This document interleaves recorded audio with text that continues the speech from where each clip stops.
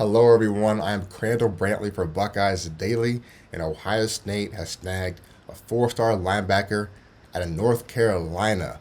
Quinton Cipher has committed to the Buckeyes. Now, Cipher, 6'2", 220 pounds, number 11 linebacker in the country, and a top 200 overall prospect. According to Bucknuts, Cipher recorded these stats this past season as a junior: 5.5 sacks, 5 interceptions, 3 forced fumbles, and nearly 50 tackles for loss. So OSU beat out Georgia and Miami for Cipher. And this is a major recruiting win for James Laurinaitis. So how does this impact recruiting for Ohio State? This is the 8th Buckeye commit for the 2027 class. And according to Rivals rankings, OSU now has the 3rd-ranked class for 2027 so far. Now, Cipher's teammates with OSU edge rusher target Rashid Streets. So Cipher could help out recruiting Larry Johnson to get Rashad to Columbus. Worth mentioning, though, that OSU is also trying to get Cooper Witten at Texas, number 1 linebacker in the class. And so I think that this is going to help or hurt the Buckeyes' pursuit for Witten. I think it helps. I mean, OSU currently has 2 first-round linebacker prospects, the best linebacker and possibly number 2 linebacker in the country. Cooper Witten has already talked about how he was impressed with Sonny Styles. Now Arvo Reese has jumped up and might be number 1 pick in the country. So I think it does help there. And also this, with Cipher and Witten, they know they have to compete day 1 to even get playing time. And OSU already has a potential star linebacker right now in Riley Pettyjohn. He could be next up next year and be the star linebacker.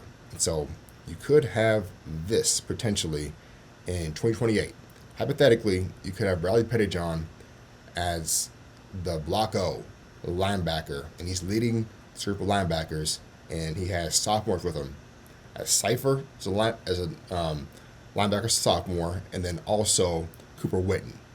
That would be ridiculous, but that could happen. You already have Pettyjohn, now you have Cipher, and so they could be the recruiting pitch to have those 3 dominate the entire country, not just the Big Ten, the entire country. That were to happen. But as of now, great start for Laurinaitis in the recruiting. They have their main linebacker, their anchor for this class at linebacker, and we'll see how this class unfolds throughout the offseason.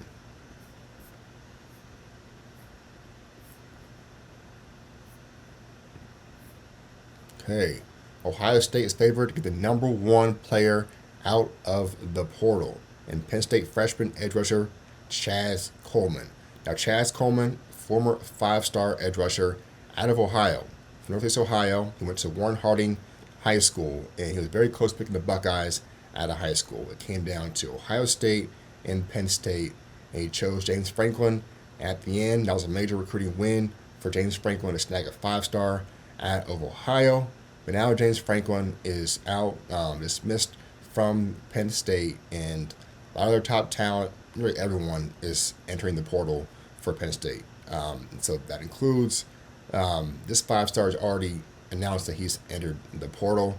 And OSU has a lot of things and advantages for Coleman. He's from Ohio. He was close to picking the Buckeyes out of high school. They are the defending national champs, could win again. And there's also this video. There's a video from him when they played Ohio State Penn State a couple months ago, and you have an OSU staffer walking up to Coleman, talking to him one-on-one before they go to the tunnel. So some Penn State fans saw that and said it was tampering. OSU fans are like, hell yeah, we need to get him. That'd be major. Bring him back to Ohio. Well, now that at that chance, I expect Coleman to become a Buckeye at this point. I'd be shocked if he didn't choose the Buckeyes, and that would give Larry Johnson another very talented edge rusher for next year.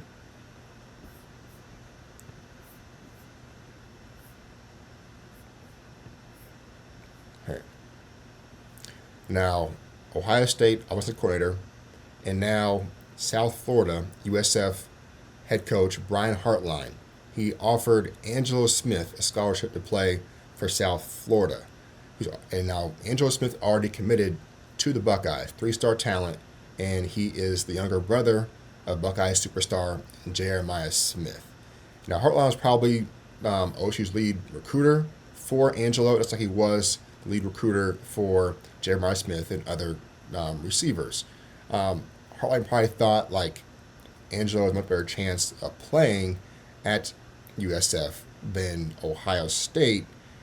Okay, fair. But why not just recruit him and offer him after the season? You are 3 wins away from a national title. Why not just go ahead and offer him before that? And Angelo Smith is a 2027 commit. He's not even 2026, so you have to immediately offer him and hope that he flips on signing day in February. No, he has a full year to recruit him and see if he wants to be at South Florida. This is like you go to the barber shop and you're going to the barber that's not the owner of the shop, and you go to his chair. He's telling everybody like, "Hey man, don't tell anybody, but like I'm gonna get my own shop in a few months, so you can just come rock with me." Like that's basically like how this is operating, but it's totally different because for barbers you need the clientele. With this situation, you need recruits, but you're still a Buckeye. You're still the OC at Ohio State, and you're 3 wins away from a national title. So recruiting going to happen, yes, but as far as recruiting Ohio State players, that could wait until a month. And so for that, it could bring up issues where OSU staffers feel like he's trying to recruit other players, like Bryson Rogers or other 4-star talent may not play immediately at Ohio State. We're going to play down the line. There could be a thing where they think, okay, he wants Angelo Smith, hoping that Jeremiah Smith might want to leave and play for his brother. Who knows? But it's kind of odd that it's happening in season at this point. And so I don't think that they should like dismiss Brian Hartline, and this even like impacts what he's done at Ohio State. Like that's been legendary. But I do think it will lead to a lot of questions if Ohio State struggles offensively in the Cotton Bowl. I mean, back-to-back games of offensive struggles after Hartline has taken the head coaching job at South Florida. And so, for context, nearly 10 years ago, Nick Saban, he removed Lane Kiffin, the Times offensive coordinator, removed him from that role during a playoff run. They were weeks away from playing a national championship game against Clemson. He removes Lane Kiffin. Lane Kiffin's situation, he was doing play calling duties for Bama, but also the job at FAU, at head coaching job. And so we'll see what happens. I think OSU does bounce back, and this would be a non-story if OSU puts up 45 on Miami and then continues rolling in the playoff.